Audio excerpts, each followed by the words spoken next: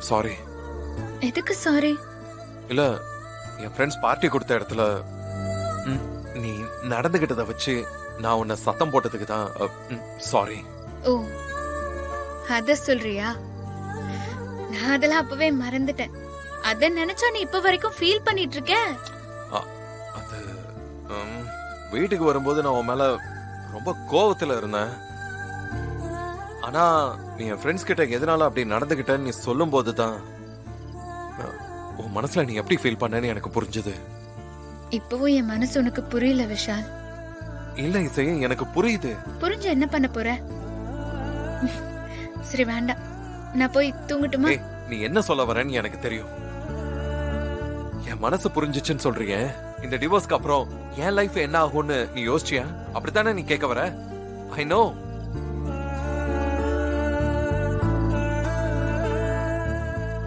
நான் தான் சொன்னேன்ல, இப்போ இல்ல, எப்பவுமே என் மனசுல இருக்கிறது உனக்கு புரியாது விஷால். ஐயோ இசை, நீ என்னன்னு சொல்லு இசை. அட்லீஸ்ட் நான் புரிஞ்சுக்கவாத ட்ரை பண்றேன். நான் வேணா உனக்கு சொல்லவா? சரி, நம்ம 2 பேருக்குமே டிவோர்ஸ் கிடைச்சதுக்கு அப்புறம் நீ இந்த வீட்டுக்கு வரலாம், நம்ம ஃப்ரெண்ட்ஸா இருக்கலாம். உனக்கு என்ன வேணுமோ, பணமோ வீடோ வேலையோ என்ன வேணும்னாலுமே அதுல என்ன பெஸ்டோ அதை நான் உனக்கு ஆஃபர் பண்ணுவேன். ஆஃபர் பண்ணுவியா? அப்படின்னா? அதான், நீ ஆசைப்பட்டது உனக்கு கிடைக்கிற மாதிரி நான் பண்ணுவேன். நான் விருப்பப்பட்டத உன்னால வாங்கி தரவே முடியாது விஷால்.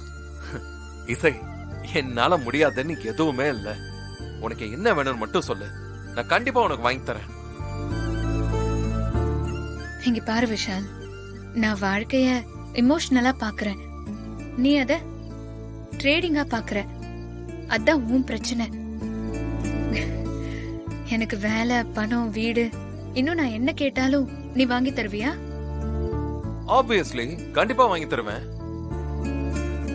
எனக்கு என்ன தேவைன்னு உனக்கு எப்பவும் புரிய போறது இல்ல விஷால். சின்ன வயசுலயே நான் என் அப்பா அம்மாவை என் கண் முன்னாடி இழந்திருக்கேன். அதனாலயோ என்னமோ அத்தை உன் மேல பாசமா இருக்கிறத பார்த்து பார்த்து அந்த பாசம் எனக்கே கிடைக்கிறதா நினைச்சு நான் பல தடவை சந்தோஷப்பட்டிருக்கேன். உன்னை எனக்கு பிடிச்சிருச்சு விஷால். உன்னை நான் லவ் பண்ணேன். அதனாலேயேதான் இந்த வீட்டுக்கு நான் மருமகளா வரணும்னு ஆசைப்பட்டேன். ஆனா நம்ம லைஃப்ல பாத்தியா என்னென்னமோ ட்விஸ்ட் அண்ட் டர்ன்ஸ்.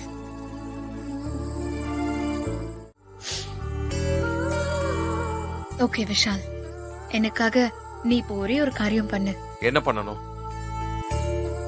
ராகவ் அத்தைக்காக ஸ்ரீஜாவை கல்யாணம் பண்ணிக்கிட்டாலும் ராகவோட மனசு ஃபுல்லா வர்ஷினி தான் இருக்கா. வர்ஷினி மனசுலயும் ராகவ் மட்டும்தான் இருக்காரு. உன்னால முடிஞ்சா அவங்க 2 பேருக்கும் கல்யாணம் பண்ணி வைக்க முடியுமா? விஷால் ப்ளீஸ், நீ தானே கேட்ட எனக்கு என்ன வேணும்னு. எனக்கு இதான் வேணும். இது மட்டும் நடந்துட்டா அது போதும் எனக்கு. நான் ரொம்ப சந்தோஷமா இருப்பேன். ஓகே, ட்ரை பண்றேன். தேங்க்ஸ் விஷால். நான் உள்ள போறேன்.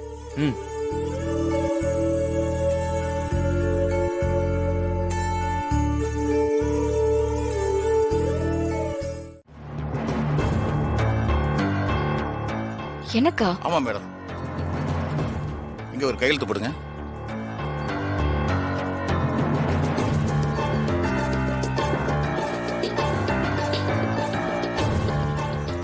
இந்தாங்க. Thank you madam.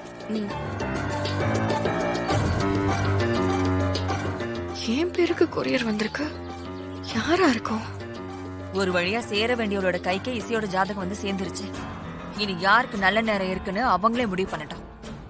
அடியே இசை, என் பொண்ணோட வாழ்க்கையை பறிச்சுட்டு நீ மட்டும் சந்தோஷமா இருக்கலாம்னு நினைக்கிறியா? அது ஒரு நாளும் நடக்காது.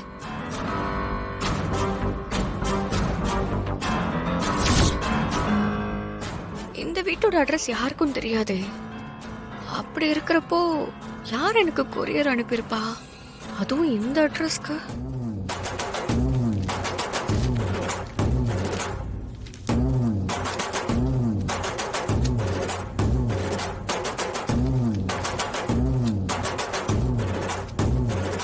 இசையோட ஜாதகமா? இவளோட ஜாதகத்தை எனக்கு யார் அனுப்பியிருப்பா?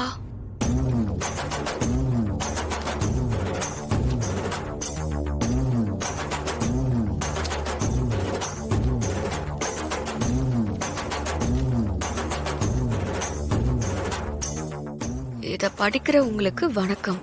இந்த லெட்டர்ல உள்ள விஷயம் உங்க மூலியமா தான் இந்த வீட்டுக்கு தெரியணும். தயவு செஞ்சு இதை அலட்சியப்படுத்திடாதீங்க. ஒரு முக்கியமான உண்மையை சொல்றதுக்காக தான் இந்த ஜாதகத்தை உங்களுக்கு அனுப்பியிருக்கேன். இதுல இருக்கிற ஜாதகம் தான் இசையோட உண்மையான ஜாதகம்.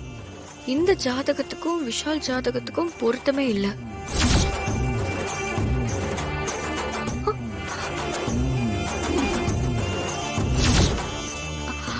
ஆனா இந்த வீட்டு மருமகளா வரணுங்கிறதுக்காக போலி ஜாதகத்தை கொடுத்து இசை சூழ்ச்சி பண்ணி இந்த வீட்டு மருமகளா வந்திருக்கா.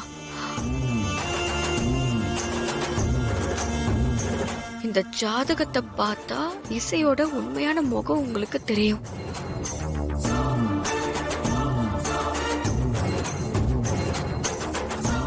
ஜாதகத்தை பலமா நம்புற உங்க குடும்பத்தை ஏமாத்தி விஷால டூப்ளிகேட் ஜாதகம் ரெடி பண்ணி இசை கல்யாணம் பண்ணிக்கிட்டா.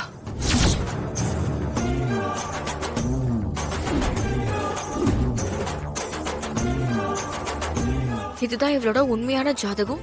உண்மை என்னன்னு தெரிஞ்சுக்கோங்க.